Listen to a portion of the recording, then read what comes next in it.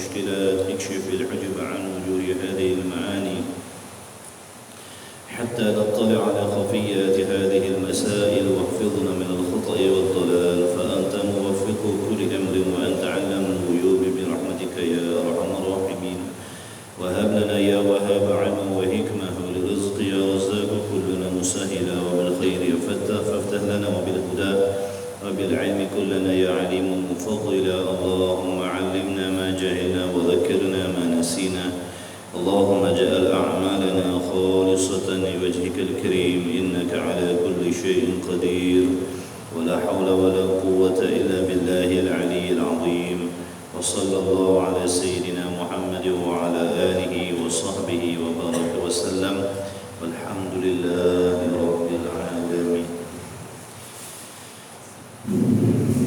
أما بعد والسلام عليكم ورحمة الله وبركاته. Dan hadirat dikasihi oleh Allah Subhanahu wa taala. Bersyukur kehadirat Allah yang memberikan kita taufik, diberi kesempatan untuk sama-sama kita bertemu pada pagi ini untuk meneruskan menyambung kembali kuliah subuh kita. Diharapkan hadirin hadirat, para muhibbin, pecinta majlis ilmu, pengunjung taman-taman syurga yang dipilih oleh Allah Subhanahu wa taala, insan-insan istimewa. Mudah-mudahan antum semua dalam keadaan sihat wal afiat insyaallah. Dalam rahmat dan redha Allah Subhanahu wa taala, dalam kasih sayang Allah Subhanahu wa taala. Mudah-mudahan senantiasa kita semuanya mendapat bimbingan daripada Allah. Baik. Allahumma salli ala Sayyidina Muhammad. Sambungan kitab Risalah Tauhid. Risalah Tauhid muka surat 38. Perenggan kedua.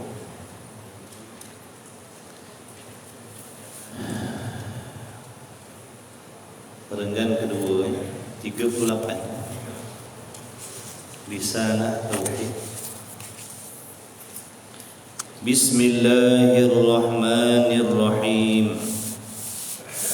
Qala al-muallif rahimahullahu ta'ala wa nafa'ana wa iyyakum bi'ulumihi wa bi'ulumi masyayikhina. Amin ya rabbal alamin. Maka kepercayaan orang Islam, yakni pegangan di dalam hati, keyakinan di dalam hati orang Islam, kepercayaan, pegangan yang betul seperti yang diajar oleh Nabi sallallahu alaihi wasallam, keyakinan serta jazam yang putus.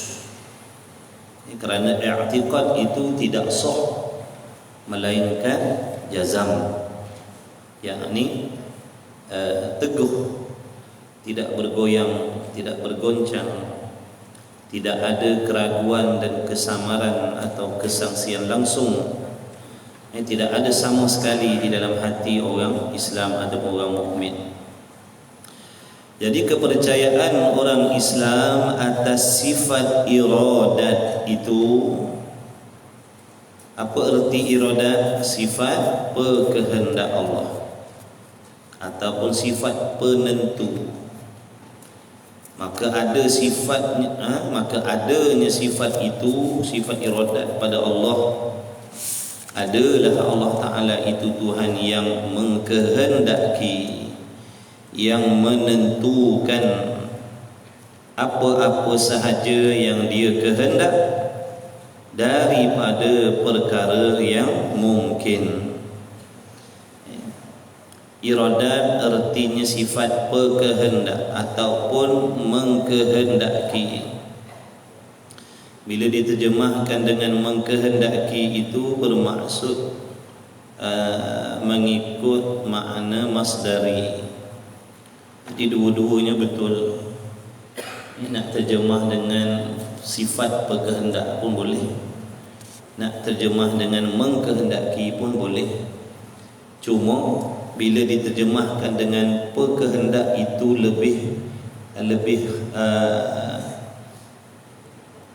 lebih khusus, menyelamatkan ataupun nak mengelakkan daripada kesamaran di antara nama bagi sifat dan nama bagi ta'alluq sifat. Ta'alluq sifat bermaksud peranan sifat. Ta'alluq sifat bermaksud peranan sifat, tugasan sifat, urusan sifat, kerja sifat. Kalau kita tanya sifat Allah iradat, apa erti Melayu? Erti Melayu iradat itu sifat berkehendak, sifat penentu. Apa tugasan dia? Apa ta'alluq dia? Apa tugasan dia? Apa peranan dia? Ta'alluq sifat iradat itu apa?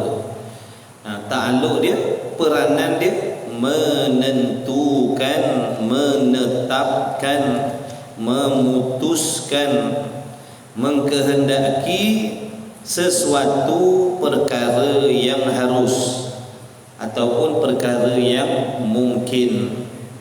Kerana perkara mungkin itu adalah perkara yang boleh ada dan boleh tiada, boleh berlaku dan juga boleh tidak berlaku. Maka di sinilah perlu ditentukan sama ada mungkin itu hendak diciptakan ataupun tidak. Adapun perkara yang wajib tidak ditentukan, kerana perkara yang wajib adalah sesuatu yang telah sedia ada. Begitulah juga perkara yang mustahil. Tiadanya perkara yang mustahil bukan dikarenakan oleh Tuhan tidak mengkehendaki. Bahkan memang hakikat perkara mustahil itu adalah sesuatu yang tidak terima adanya semata-mata selama-lamanya. Mana contohnya? Lemah bagi Allah contohnya. Sifat lemah bagi Allah itu perkara mustahil.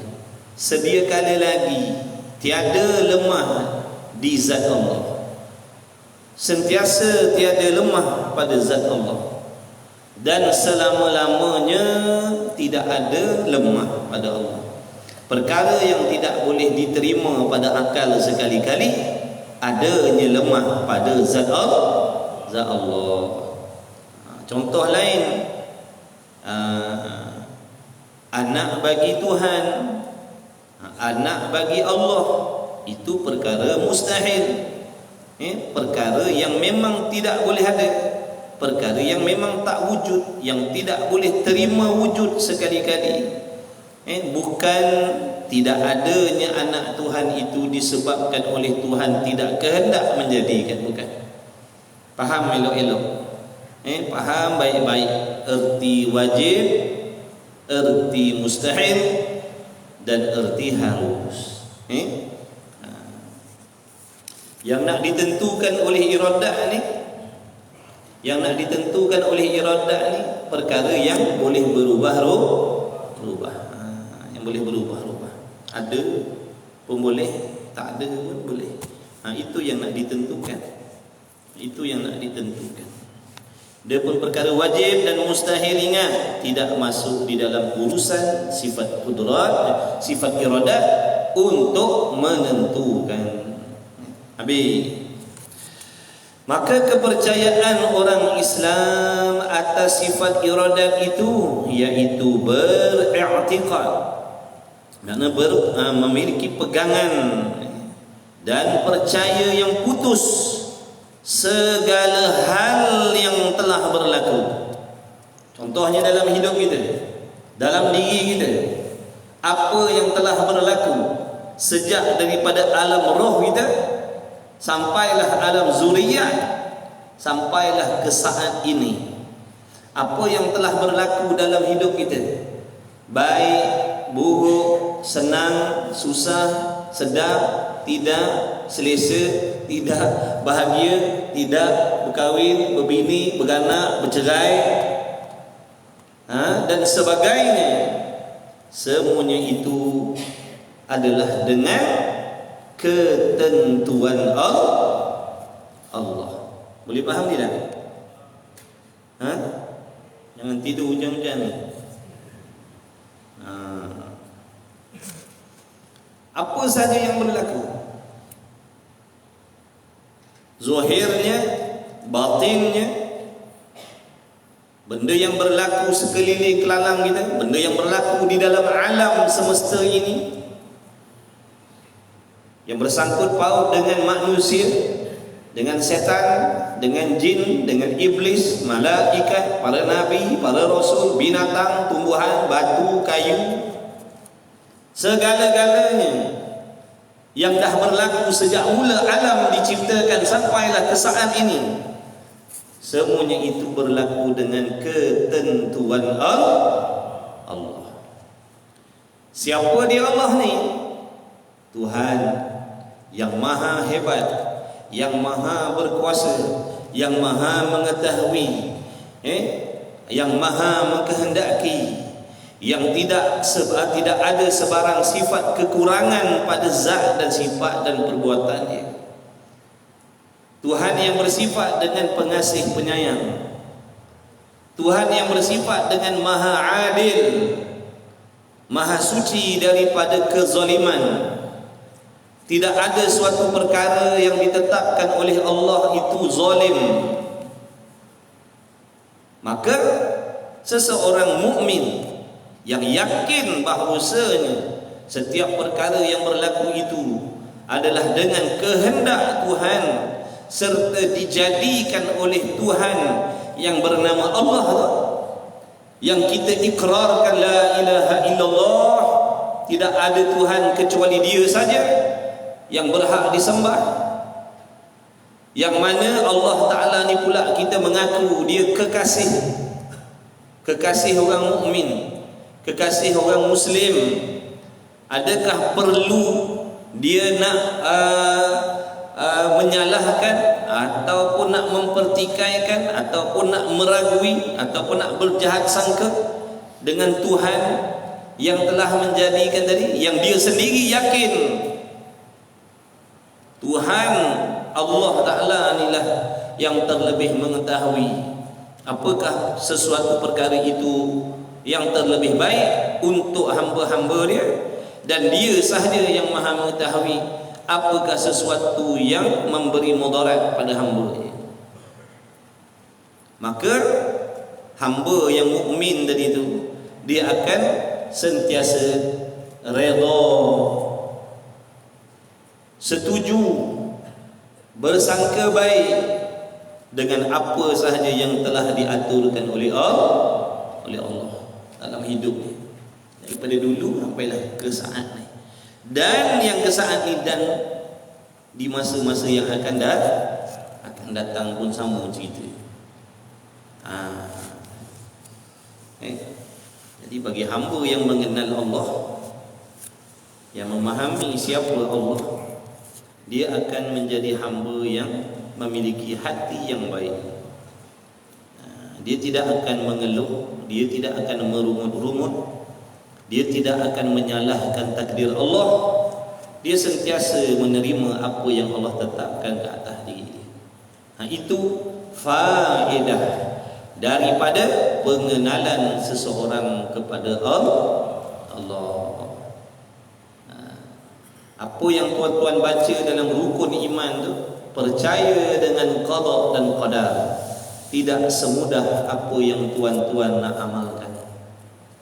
Berapa ramai orang yang boleh membaca rukun iman itu tetapi gagal apabila diuji oleh Allah, menyalahkan takdir. Aku tak boleh terima takdir, aku tak boleh terima kenyataan. Betul tak? Biasa tak dengar perkataan tu? Ha? Siapa yang biasa cakap tu? Kita lah, bukan orang lain. Kita tak boleh terima takdir, tak boleh terima kenyataan. Kau nak terima, kau tak nak terima, itu ketentuan Allah. Kau terima, kau dapat pahala. Kau tak terima, kau dibenci oleh Allah. Seolah-olah kau lebih tahu daripada Tuhan apa yang terbaik untuk diri kau. Seolah-olah kau lebih tahu daripada Allah. Siapa lebih tahu sekarang? Allah ke ada hamba lebih tahu daripada Tuhan? Adakah hamba lebih tahu daripada Allah? Adakah hamba lebih bijak daripada Allah? Adakah hamba lebih adil daripada Allah? Mustahil. Dah mau tak mau, kalau betul beriman, dia akan terima. Dia akan bersangka baik dengan Allah. Itulah disebab kena kenal Tuhan. Tuhan nak tetapkan atas diri kita baik ke buruk ke, itu kehendak dia. Tak ada siapa yang boleh mengarahkan Allah untuk menentukan begini dan begitu. Betul ke tidak? Itulah Tuhan. Sebab tu suruh kenal tu. Sebab tu suruh kenal Tuhan. Tu sifat Tuhan. Jangan tak tahu, kita dah nak mati dah. Jangan ada yang tak kenal Tuhan. Nak kembali kepada Tuhan dah. Dan nak balik kepada Tuhan dah. Jangan tak kenal Tuhan. Apa sifat Tuhan? Dia bebas nak menentukan apa sahaja yang dia kehendaki.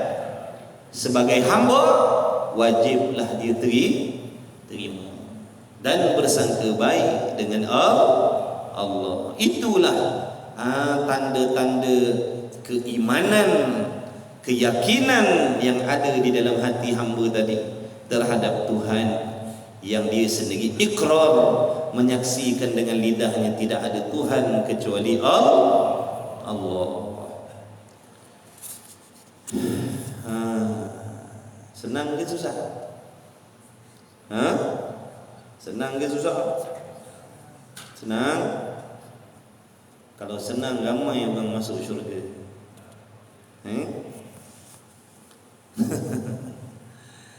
Tidak senang kalau tidak ditolong oleh Allah. Daripada sebesar-besar sampai sekecil-kecil, setiap masalah yang berlaku dalam diri kita ni, siapa yang datangkan?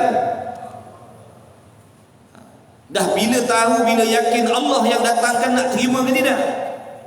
Tanda orang terima merungut ke tidak? Tidak. Tapi kita merungut. Macam mana tu? Cakap senang, kita dah nak mati dah, tuan-tuan. Besok Allah tanya, kenapa kau tak suka dengan apa yang aku takdirkan? Kenapa kau tak suka, kau tak setuju dengan apa yang aku tetapkan? Kita nak jawab apa? Siapa Tuhan, siapa makhluk ni? Siapa pencipta, siapa yang dicipta ni? Siapa yang memberi rezeki, siapa yang dapat rezeki? Siapa yang ditolong, siapa yang menolong? Fikir, renung. Selama ni siapa tolong kita? Allah. Ingat, senang nak masuk syurga, tuan-tuan. Allah takkan ikut kehendak kita. Allah takkan ikut kehendak hamba dia. Hamba dia mau tak mau kena ikut kehendak Allah. Kau tak suka dengan kehendak Allah, pergi berampus cari Tuhan lain. Kan Allah sebut dalam Quran, kalau tak suka dengan Islam, tak suka yang Allah tu Tuhan, pergi cari Tuhan yang lain. Ayat tu nak menceritakan Allah sangat-sangat benci dengan orang yang tak boleh nak terima takdir Allah. Allah sangat benci dengan orang yang tak terima agama Allah. Allah sangat benci dengan orang yang tak suka dengan peraturan yang Allah tetapkan. Sehingga Allah Ta'ala kata, pergi cari Tuhan yang lain. Ada ke Tuhan yang lain? Mustahil. Dan bila tak ada Tuhan yang lain, mau tak mau kena taat kepada Allah. Bukan senang nak jadi hamba Allah, tuan-tuan. Kita ni akan ditanya oleh Allah perbuatan zahir dan hati kita. Bukan kita ni sibuk-heboh nak memperbaiki sembahyang, memperbaiki puasa, memperbaiki pakaian, tapi hati kita dengan Allah kita tak baiki. Adakah Allah tak tahu? Adakah Allah tertipu dengan sujud kita? Allah tak tertipu dengan sujud kita, tuan-tuan. Segala gerak-geri hati kita tu, bolak-balik hati kita tu di dalam ilmu Allah. Jaga baik-baik. Sebab tu orang-orang yang arif billah, wali-waliullah, para nabi rasul sudah ketentuan, mereka lebih mengambil berat tentang masalah penyakit hati mereka. Di samping zahirnya mematuhi syariat, mematuhi perintah Allah, menjauhi larangan Allah, mereka sibuk berbimbang dengan menguruskan hati-hati mereka. Kita sibuk nak jaga zahir, hatinya tak taat lagi. Zahirnya sujud, tapi hatinya takabur dengan Allah. Zahirnya rukuk, zahirnya sujud, tapi hatinya sombong dengan Allah. Betul ke tidak? Dah mempertikaikan takdir Allah tu bukan sombong. Bukan rasa lebih tahu daripada Allah, bukan rasa lebih pandai daripada Allah. Itu nama sombong. Merasakan diri lebih betul dan merendahkan yang lain. Sekarang ni yang direndahkan Allah. Kalau dah sombong sesama hamba pun Allah benci.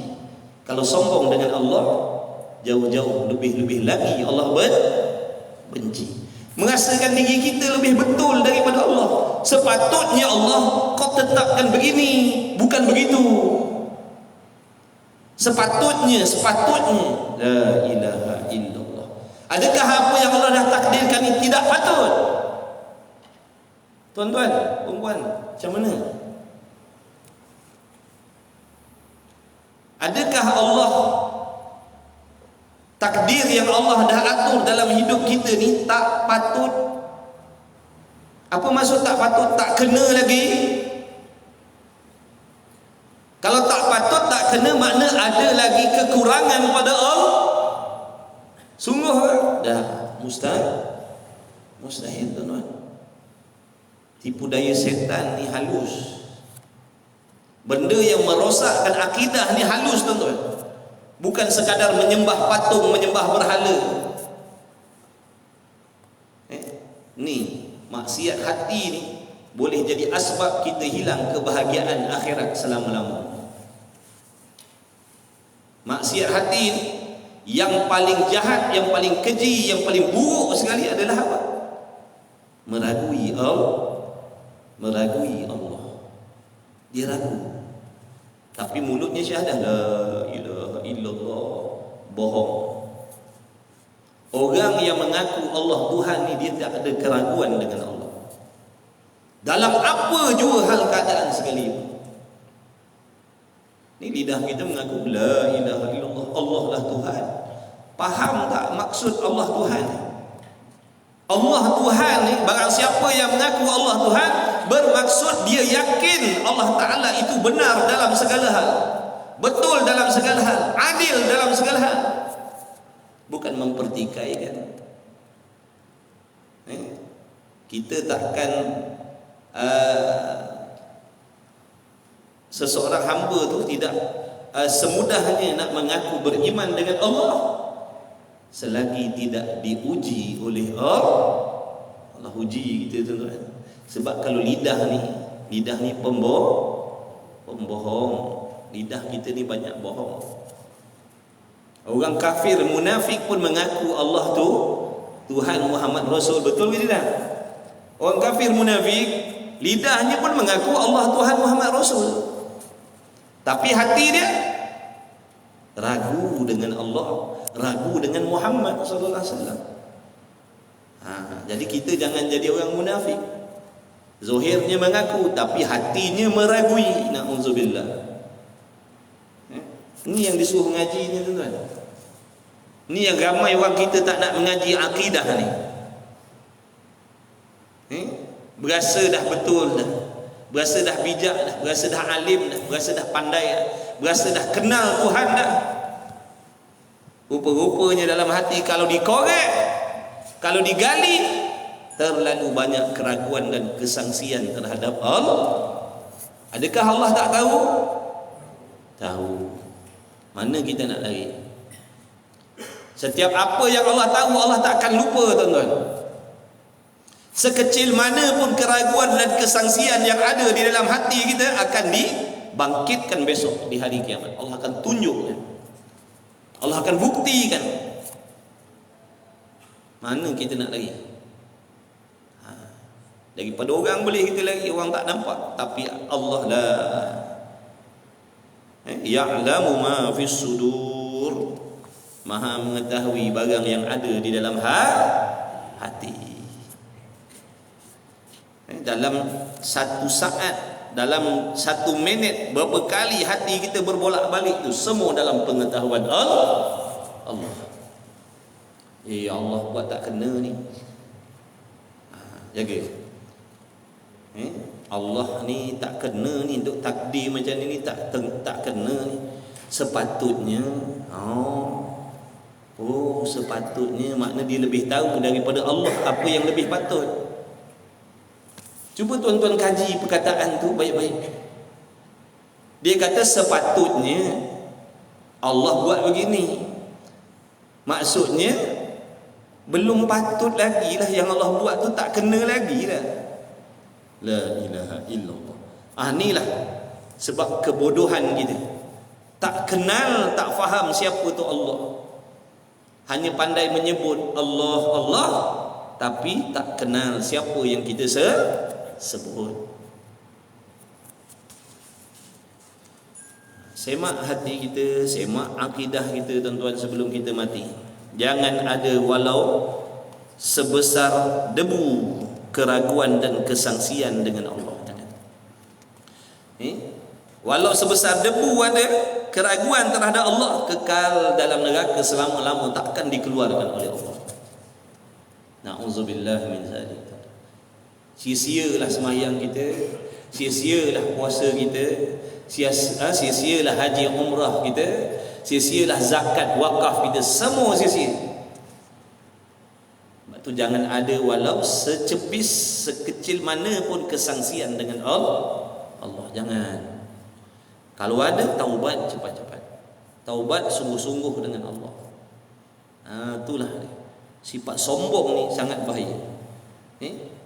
Sombong. Mula-mula dia sombong dengan makhluk, lama kelamaan kalau sombong ni kuat dalam hati, dia akan sombong dengan Tuhan.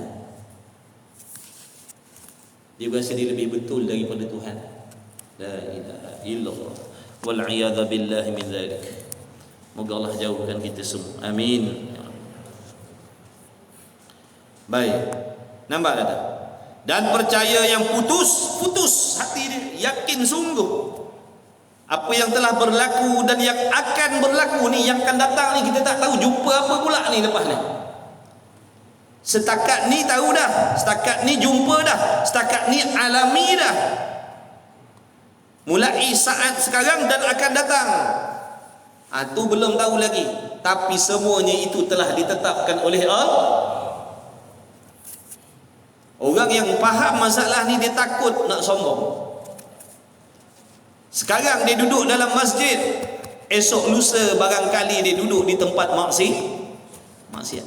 Hari ni tangan dia pegang kitab Quran, tak mustahil esok lusa dia pegang botol arak. Tak mustahil.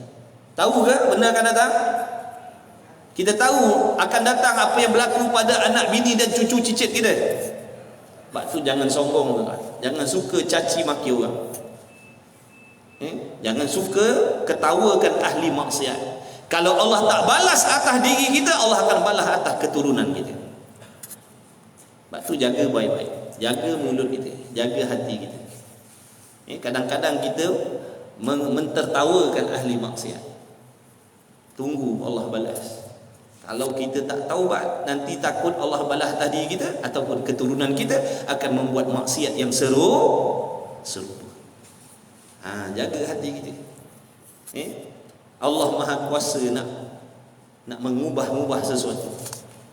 Ketaatan kita ujian daripada Allah. Nak tengok sombong ataupun tidak dengan ketaatan yang kau buat.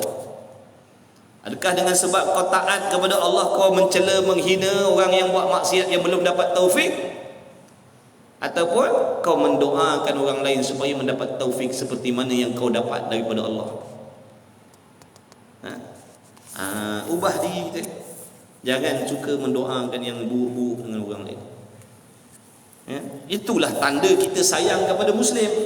Itulah tanda kita sayang sesama Muslim. Bukan menggelakkan, bukan mentertawakan mereka yang sedang diuji oleh Allah dengan dosa dan maksiat. Bahkan doakan. Tengok akhlak Nabi sallallahu alaihi wasallam. Wahai Allah, berilah petunjuk pada kaum aku ni, umat aku sesungguhnya dia tak tahu.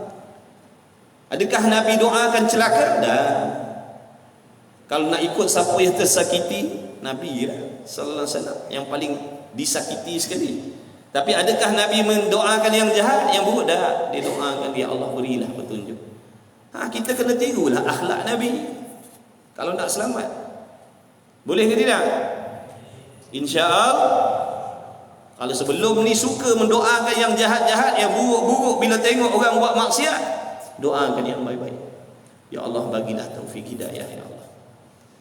Dia duduk berkelakuan begini kerana dia belum dapat taufik, ya Allah. Beri taufik, beri hidayah. Seperti mana yang kau bagi pada aku, ya Allah, kau berilah juga pada Allahumma salli ala sayyidina Muhammad, saudara-saudara seagama kita. Itu baru orang faham. Itu baru orang kenal Tuhan. Ni mengaji ni sebab nak beramal ni tuan-tuan, bukan nak dengar macam dengar berita. Kita niat mengaji ni nak beramal. Usaha baiki hati kita. Kita tak peduli hati kita ni tuan-tuan, kita biarkan. Tubuh kita bukan main kita jaga ni. Tubuh kita bukan main kita make up lagi. Makan makanan yang sedap, makan makanan yang lazat, makan protein, makan vitamin. Hati kita biarkan berpenyakit. Hari-hari kita suapkan dengan makanan yang busuk, yang jahat, yang kotor. Mana dia? Apa dia tu? Makanan yang kotor tadi tu. Itulah dia sifat-sifat jahat dalam hati kita. Sangka jahat dengan orang, berdendam sini, berdengki sana. Sombong sini, sombong sana. Tu kita bagi hati kita makan. Apa tak hati kita jadi celaka, sakit, rosak, busuk. Kita hanya tubuh badan yang zahir ni kita jaga, bagi makan baik-baik, makan sedap-sedap. Hati kita bagi, roh kita bagi makan benda kotor-kotor. Belas tahun, puluh tahun kita jamu roh kita dengan makanan yang kotor. Sebab tu hati kita tak sihat, penyakit. Na'udzubillah.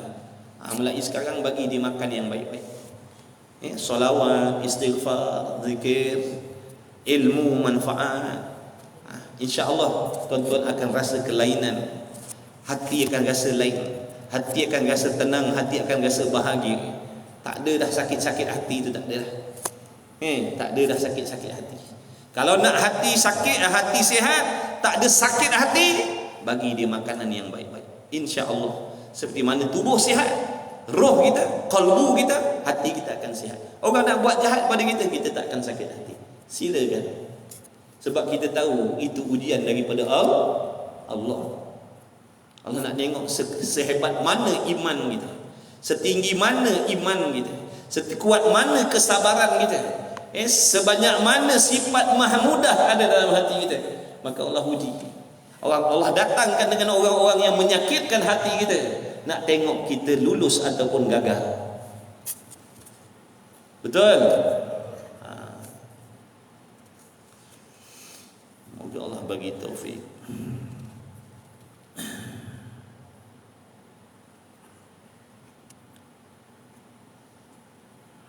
Yang telah berlaku dan yang akan berlaku ialah dengan mendapat ketentuan daripada Tuhan pada tentang rezeki. Ini yang paling orang kacau ni. Ini yang paling kacau sekali ni. Rezeki ni. Ini di antara benda yang paling kacau ni. Risau rezeki. Padahal rezeki itu Allah dah sukat dah. Kau banyak mana, kau banyak mana, kau banyak mana. Berapa butir beras yang akan masuk dalam perut kau daripada kau sejak dilahirkan sampai kau mati. Sampai kau kena tanam, sampai jasad kau kena humban dengan lubang dalam lubang kubur besok. Berapa banyak beras yang akan masuk dalam perut kau, semua Allah dah tetapkan dah.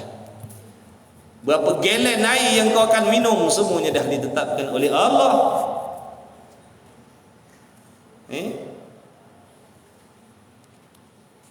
Umur pun begitu.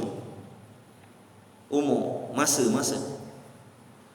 Baik, taat, iman, jahat, kaya, miskin dan sebagainya.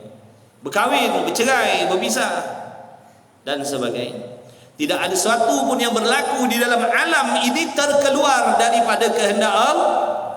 Tidak ada, tuan-tuan. Mustahil. Takkan ada. Semuanya dengan kehendak Allah. Subhanallah, maha suci Allah. Tidak ada sekali-kali pada Allah Ta'ala itu sifat zalim dalam menentukan takdir hamba dia. Hamba yang baik, dia akan sentiasa bersangka baik dengan Allah. Hamba yang hatinya busuk, yang hatinya jahat, yang hatinya kotor, dia akan selalu bersangka jahat dengan Allah. Allah dah bagi peringatan, kalau kamu sangka baik, kau akan dapat baik. Kalau kau sangka jahat dengan Allah, celakalah yang kau akan dapat. Jadi banyak akan bersangka baik dengan Allah dalam apa sahaja, di mana juga, di mana waktu sekalipun. Apa yang kita lalui, apa yang kita terima, wajib bersangka baik dengan Allah. Ya Allah, ini pasti ada hikmah, ya Allah. Pasti ada hikmah. Kau yang aturkan, kau yang datangkan masalah ini, ya Allah. Dan pada kau juga ada jalan penyelesaiannya, ya Allah. Macam itulah.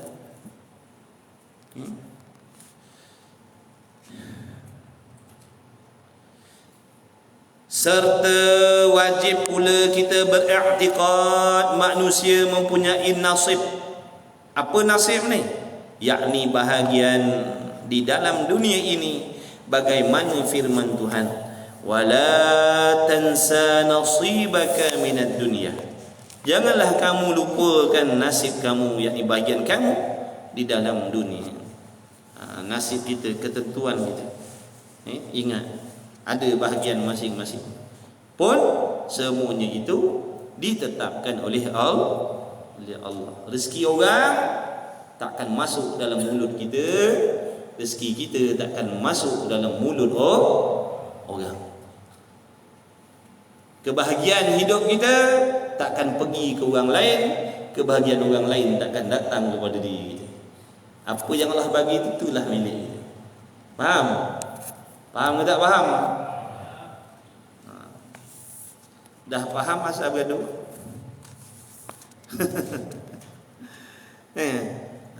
Tak faham lah tu. Kalau faham, dia takkan jadi macam tu. Dia akan terima, ya Allah, alhamdulillah. Tengok tu, nabi-nabi, rasul-rasul, wali-waliullah. Tiap kali dia terima ujian, dia bukan kata innalillah, dia kata alhamdulillah, ya Allah. Beza dengan kita. Sebab di sisi orang yang kenal Allah ni, bala tu jadi ujian tu jadi nikmat bagi diri mereka. Ujian tu jadi nikmat bagi diri mereka. Kita dah sebab tu bila datang benda yang menyakitkan, yang menyusahkan, kita kata inna lillahi wa inna ilaihi raji'un. Sebab hati kita tak sama dengan arif billah tadi, orang-orang yang kenal Tuhan dengan sebenar-benar. Alhamdulillah, ya Allah. Dipuji Tuhan. Kenapa pula tu? Puji Tuhan Kerana Allah Ta'ala telah memakaikan mereka dengan pakaian kekasih-kekasih Allah. Apa dia pakaian kekasih Allah? Itulah dia ujian yang berat-berat. Itulah dia pakaian yang Allah pakaikan kepada para nabi, para rasul dan para kekasih Allah. Cuba tengok, cuba baca sejarah, dengar sejarah sirah, tengok nabi, rasul, wali-wali Allah macam mana perjalanan hidup. Gelak ketawa macam kita, kenyang, kenyang macam kita, kaya macam kita,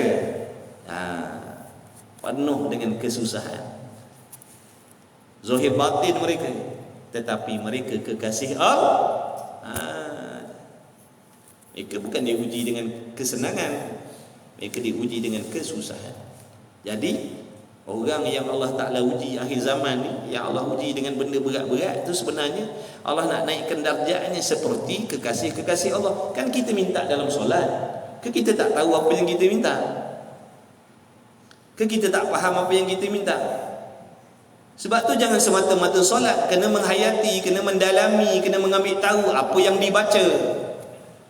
Kemudian baru kita boleh adukan dengan perbuatan dan kelakuan kita, betul ke tidak apa yang kita sebut dalam solat dengan luar solat.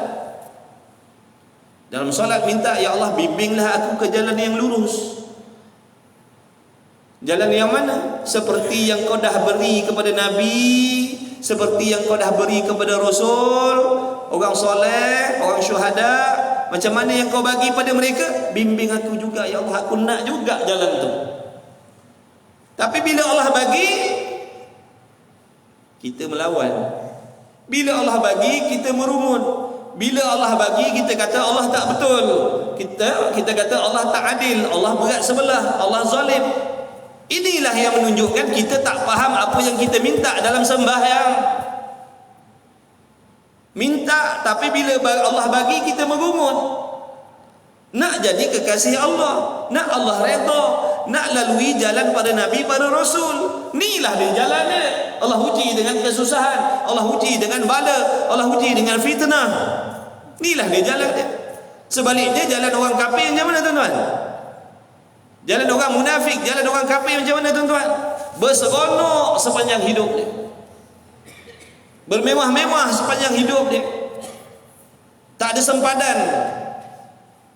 Makin derhaka, makin kaya, makin derhaka, makin bahagia. Betul? Jadi faham apa yang kita minta dalam solat.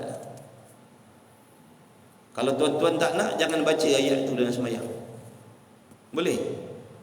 Langkau, boleh?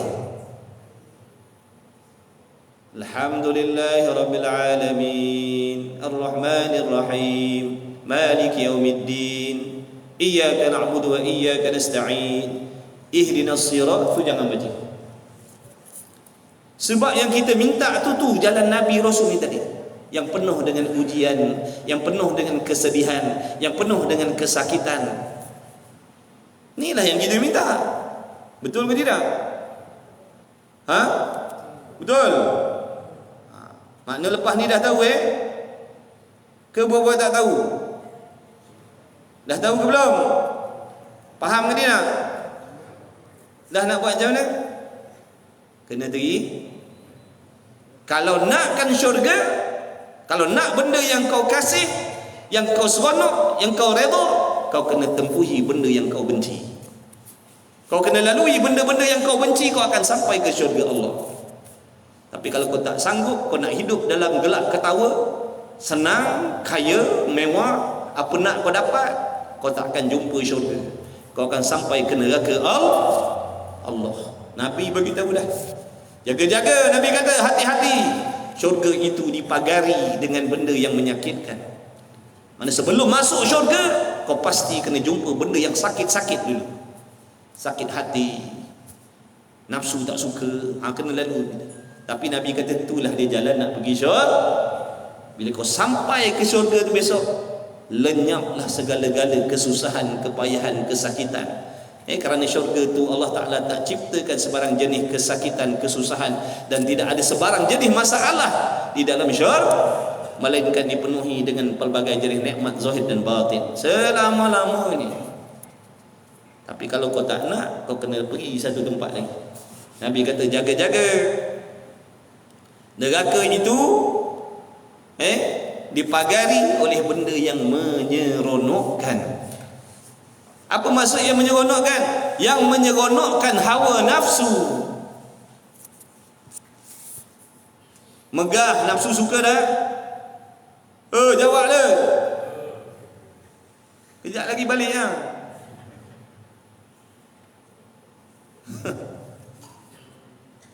Bermegah-megah nafsu seronok lah. Seronok. Orang puji-puji kita nafsu seronok lah. Seronok. Orang hormat kita seronok. Seronok. Duit banyak seronok. Seronok. Pangkat tinggi seronok. Bergaduh seronok lah. Bergaduh seronok. Mengumpat, berdengki, berdendam. Jawablah jujur. Tak nak maafkan orang seronok lah. Jawablah. Tak payah nak berlakon baik lah. Memang yang nama nafsu memang seronok. Tapi ingat, itulah dia jalan nak menyampaikan kita kepada neraka Allah. Kalau kita hidup ni, kita pilih yang seronok tadi tu. Cari duit pagi, petang, siang, malam, tak payah semayang, belakangkan agama, pakai apa nak pakai, cakap apa ikut suka. Tunggu nanti hujung jatuhnya akan terjun dalam neraka Allah. Kekal selama-lamanya. Wal'iyadha billahi min dzalik. Faham tak faham tuan-tuan? Ni nak bagi faham ni Allah yang bagi faham. Tapi nak bagi faham ni kena buat macam tu kan tanya. Kalau tak nanti dia tak perasan. Ya ke? Oh tak tahu pula. Ingatkan tu cerita lain. Ni lah cerita dia.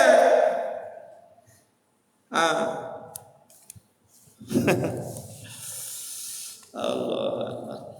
Sebenarnya Allah yang nak bagi tuan-tuan faham, nak bagi kita faham. Sebab Allah tahu banyak lagi hati-hati kita yang dalam masjid ni tak faham benda tu. Sebab tu pagi ni alhamdulillah Allah bagi faham benda. Jadi tuan-tuan jangan pandang saya. Ini semua rezeki daripada Allah, rezeki rohani. Ini kata makanan sedap tadi tu. Makanan yang lazat bagi roh. Bila selalu bagi roh makan jenis makan macam ni, nanti dia akan jadi seronok. Dia akan jadi seronok, dia akan jadi tenang, dia akan jadi baik, dia akan jadi bahagia. Dia tak sakit hati dengan orang. Dia tak sakit hati dengan orang. Hati baik. Sakit hati ni sebab hati tak baik. Sakit hati. Nama pun sakit hati. Sakit hati baik dia dah. Baik. Sakit lutut. Tahu pula tak baik. Oh, sakit hati baik. Oh, sakit hati baik. Sakit gigi tak baik. Sakit jantung tak baik. Oh, sakit hati baik. Patut buat tak peduli. Patut simpan, patut bela. Allah. Sudah-sudahlah. Sudah-sudahlah. Moga Allah gantikan dengan hati yang baru. Amin. Kalau minta ganti kereta baru, bukan main amin lagi. Minta ganti hati baru, buat tak ganti je. Sungguhlah tuan-tuan. Tak, dia kena cakap macam tu kadang-kadang. Kalau kadang-kadang dia cakap macam tu. Kalau tak sampai. Tak sampai. Allahumma salli ala sayyidina Muhammad. Baik. Usaha insya-Allah. Doa pada Allah minta Allah bagi kekuatan. Kita tak ada apa-apa. Tetapi nasib itu tidak akan dapat semata-mata kita pulangkan kepada ketentuan takdir. Ingat tu, jangan semata-mata serah takdir. Jangan semata-mata serah takdir macam Jabariyah tu. Kita dah belajar itu. Jabariyah kan? Orang yang tak percaya ada usaha ikhtiar, bahkan semata-mata tunggu takdir yang menentukan. Serah takdir lah. Perhubungan kita ni serah takdir je lah. Kalau takdir kata bercerai lah. Itu Jabariyah lah tu. Padahal Allah bagi otak, Allah bagi akal, cari jalan bagaimana nak menyelesaikan masalah. Allah dah sebut dah, apa jua masalah kembalilah kepada Quran. Dalam tu semua ada jalan penyelesai. Tapi kita tak nak. Kita tak nak gunakan akal fikiran kita menyelesaikan masalah mengikut agama, tetapi nak menyelesaikan ikut nafsu. Kita selesaikan masalah ikut nafsu. Bila dah ikut nafsu, jawabnya apa? Sesatlah. Tapi kalau selesaikan ikut Quran, ikut agama, ikut apa yang Nabi suruh, insya-Allah dia akan jumpa titik pertemuan, titik persamaan. Dia akan jumpa penyelesaian. Tapi kalau yang A nak ikut nafsu dia, yang si B nak ikut nafsu dia, habis. Takkan jumpa jawapan yang selamat. Melainkan mudarat. Melainkan mudarat. Bila masalah tu diselesaikan ikut nafsu, akan dapat mudarat. Tapi kalau masalah tu diselesaikan ikut agama yang Allah suruh, insya-Allah pasti dia akan dapat manfaat. Allah dah bagi ingat kan? Bergaduh ke, kacau bilau ke apa, kembali kepada Quran lah, kembali kepada agama balik. Agama suruh macam mana? Baik pihak yang betul, baik pihak yang salah, agama suruh macam mana?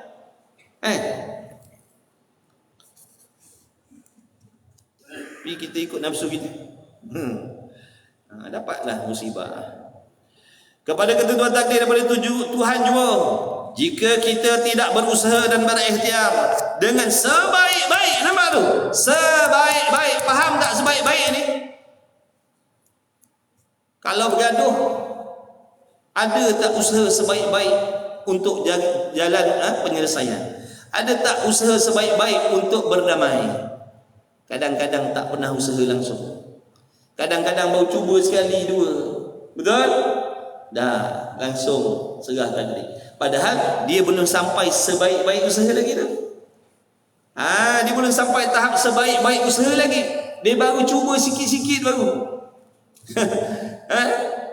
Kalau katalah tahap bersungguh tadi tu ada 10 anak tangga, kita baru pijak 2 anak tangga dah patah balik dah. Oh, tak boleh dah kita kata. Allah. Adakah Allah tak tahu kita tak bersungguh? Allah tahu tak kita tak bersungguh? Tahu. Mana nak lari? Mana nak lari? Allah tahu kita tak bersungguh, nak lari mana? Boleh lari dah? Tak boleh. Sebab tu Allah kata bersungguh-sungguh. Walladzina jahadu fina. Siapa yang bersungguh-sungguh kepada kami, kata Allah, nescaya Allah akan bukakan jalan-jalan. Tapi Allah tak bukakan jalan sebab apa? Sebab kita tak nak balik ke tidak ni? Hujan.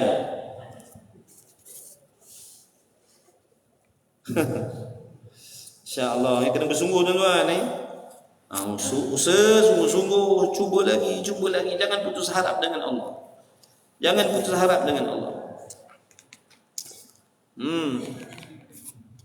Maka hendaklah difaham baik-baik. Musannif dia pesan, hendaklah kau faham baik-baik. Jangan buat-buat faham. Hendaklah kau faham baik-baik masalah ni. Sebab ini bersangkut paut dengan ibadat ni tuan-tuan yang kita belajar ni.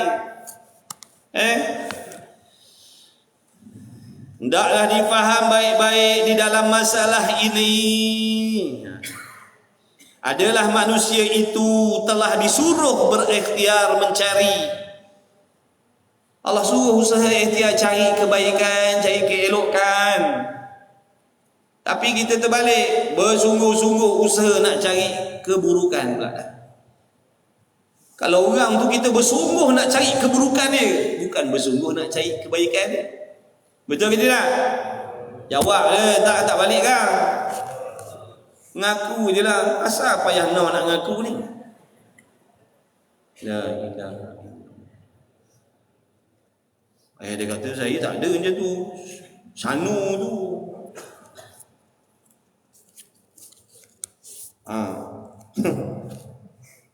Kita kalau jumpa orang, kalau boleh kita nak teropong mana salah dia. Selagi tak jumpa salah dia, aib dia, tak puas hati tu. La ilaha. Busuknya lah perangai kita. Semayang dah. Yang haji pun ada, yang hajah pun ada, tapi perangai la ilaha illallah. Selagi tak jumpa dosa orang, tak jumpa rahsia orang, oh tak senang hidup.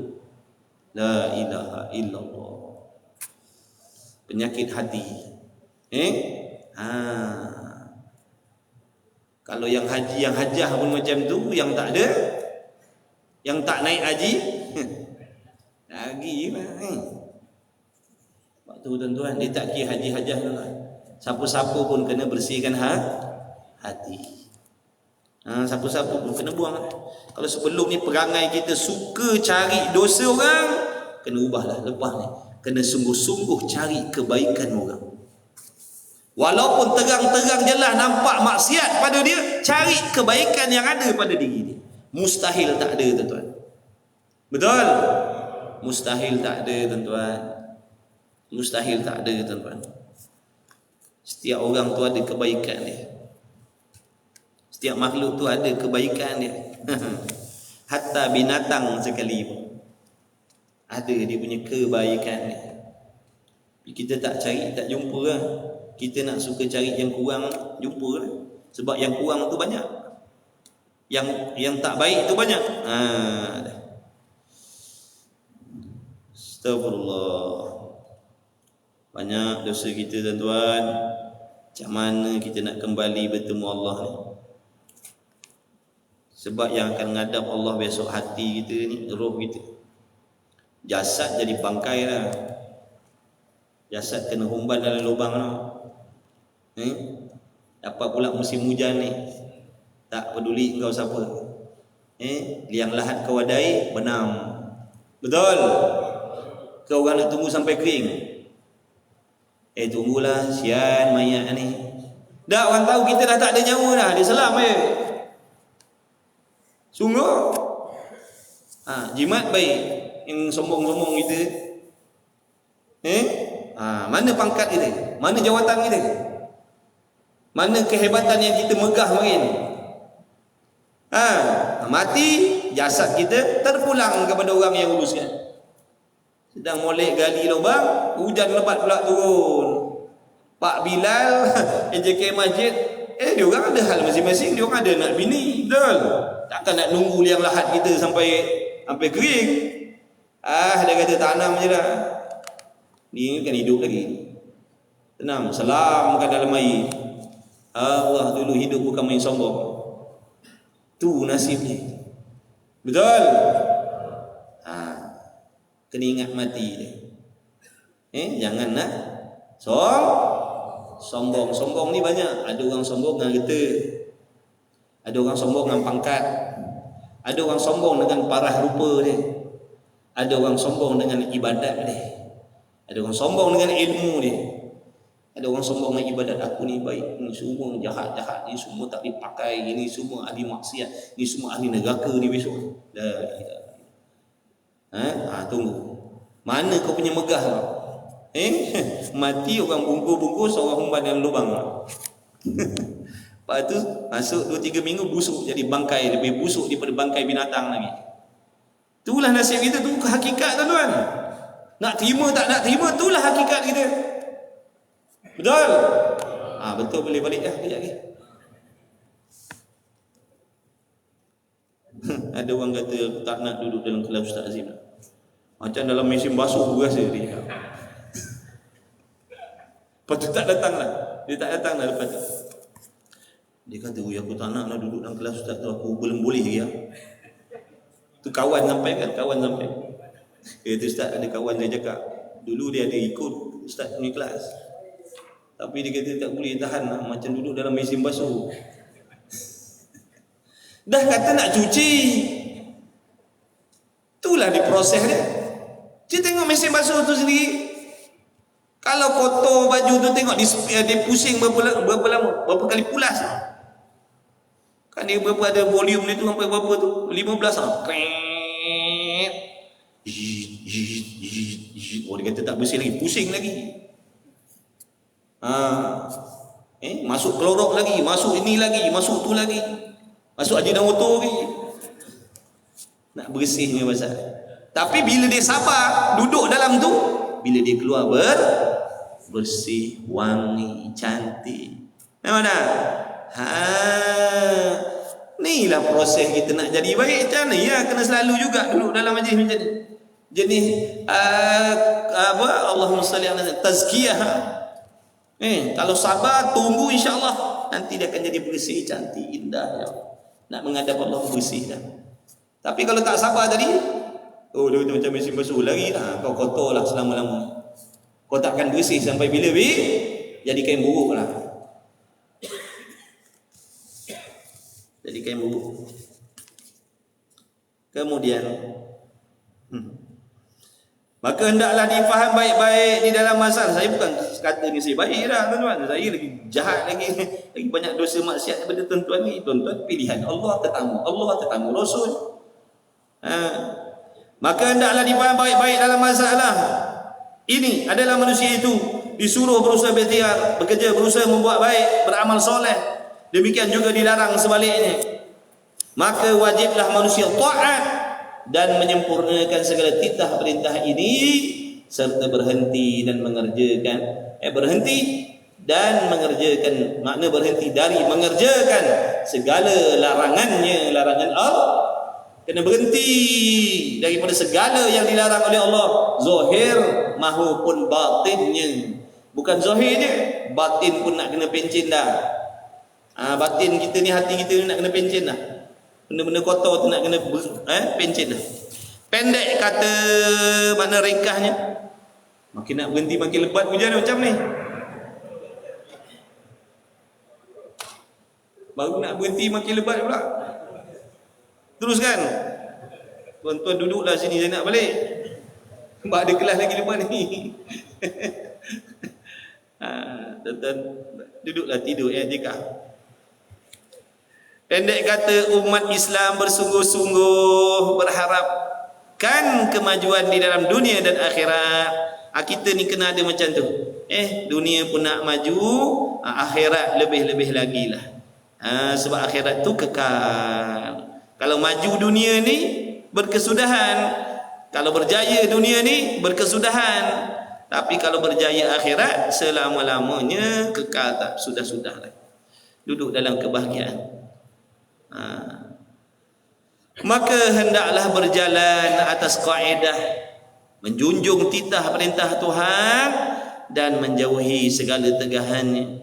Kemudian baru bermohon dan berserah kepada tu. Makna usaha dulu sekuat mungkin, seboleh mungkin, sekuasa mungkin. Kemudian barulah minta pada Allah, ya Allah terimalah. Begitu. Bukan usaha lebih kurang, buat lebih kurang, lepas tu minta Tuhan terima. Habis.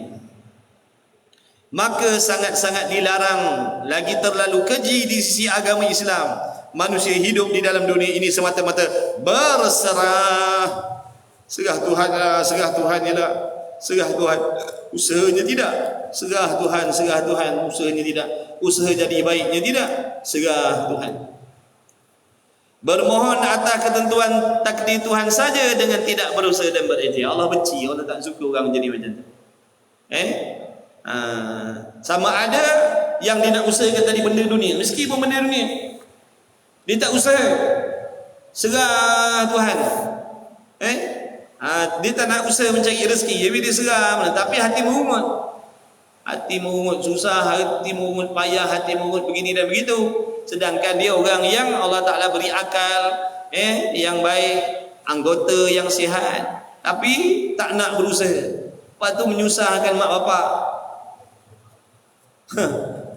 menyusahkan mak ayah dia, menyusahkan orang lain. Padahal dia sihat, dia bukan tak sempurna, dia sempurna.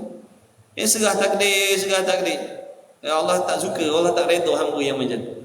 Begitulah juga dalam nak mendapatkan kesenangan akhir, nak senang akhirat, tapi serah ke Tuhan lah. Kalau Tuhan takdirkan aku berubahlah. Kalau Tuhan takdir aku semayang lah. Kalau Allah takdirkan aku taubat, aku taubatlah. Kalau Allah takdirkan hati aku bersih, nanti bersihlah. Allah tak bagi, Allah benci orang macam tu. Habis dah. Yang kesembilannya al-ilmu, sifat ilmu. Wallahu a'lam wa ilmuhu wa atam. Mudah-mudahan Allah Ta'ala beri kepada kita ilmu yang bermanfaat. Tuan-tuan jangan marah saya pula. Jangan marahlah kalau ada perkataan saya yang mengguris hati, perasaan, jiwa, raga, qalbu. Saya minta ampun, maaf banyak-banyaklah. Bukan tujuan apa tuan-tuan. Mudah-mudahan jadi asbab. Jadi asbab. Allahumma salli ala Muhammad, timbul keinsafan dalam hati kita. Sebab kita ni semua nak balik menghadap Allah dalam keadaan hati yang bersih, hati yang sejahtera dari sebarang jenis penyakit-penyakit yang Allah benci. Mudah-mudahan dengan berkat majlis ilmu kita pada pagi ini, moga sekalian yang hadir, sekalian yang mengikuti, masuklah ibu bapa kita, sahabat andai keluarga kita, adik-beradik semua, tidak terkecuali yang hidup, yang dah pergi. Mudah-mudahan diampunkan segala dosa-dosa kita oleh Allah Subhanahu wa Ta'ala. Mudah-mudahan diberi umur yang berkah, rezeki yang berkah, ahli keluarga yang berkah, suami yang berkah, isteri yang berkah, anak-anak yang berkah, sahabat anda yang berkah, kawan-kawan yang berkah, insya-Allah. Mudah-mudahan husnul khatimah semuanya. Mudah-mudahan Allah Ta'ala bersihkan hati kita dari sebarang sifat yang dibenci oleh Allah. Mudah-mudahan hati kita dihiasi dengan segala sifat yang dipuji oleh Allah Subhanahu wa Ta'ala. Mudah-mudahan Allah Ta'ala jadikan anak-anak kita, keturunan kita, orang-orang soleh, solehah yang bertakwa, selamat daripada dipengaruhi terikut pahaman yang sesat lagi menyesatkan akidah dan agama. Amin ya rabbal alamin. Jangan lupa saling doa mendoakan. InsyaAllah amin ya rabbal alamin. Sedang boleh hujan dah berhenti tu cepat-cepatlah. Cepat-cepat. Hujan dah berhenti, sempat nak lari ni, Allah bagi peluang balik sampai rumah tu insya-Allah. Dan sampai kedai, ada kedai baik. Pakcik pindah situ. Saya tengok situ tak ada. Saya kata pakcik tak datang, alamak tak ada harapan ni. Lupa ada Alhamdulillah. Bismillah. Alhamdulillah rabbil alamin wassalatu wassalamu ala rasulillah. Allahumma rabbana fa'na bima 'allamtana rabbana 'allimna alladhi yanfa'una rabbana faqih ahlana wa qurabati lana fi dinina ma ahli putri unsa wa dzakar wa sallallahu ala sayyidina Muhammad alhamdulillahi rabbil alamin.